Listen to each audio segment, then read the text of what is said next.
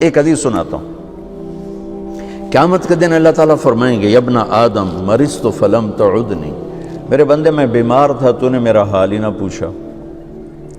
وہ کہے گا یا اللہ کیف اعودک وانت رب العالمین، یا اللہ تیرا حال، تو بے عیب، تیرا حال پوچھنے کا کیا مطلب ہے؟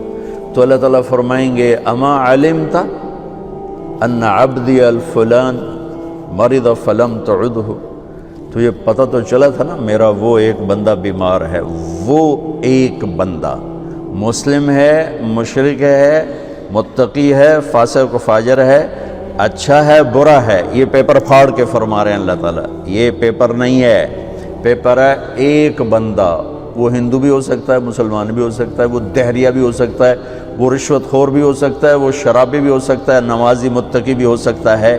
میرا رب یوں انسان کو بطور انسان پیش کر رہا ہے کہ وہ ایک بندہ جو بیمار ہوا تھا اس کا حال پوچھنے کیوں نہیں گئے تھے؟ اگر اس کا حال پوچھتے تو تم میرے پاس اس کا اجر پا لیتے، اور ایسا تھا جیسے تو نے میرا حال پوچھا۔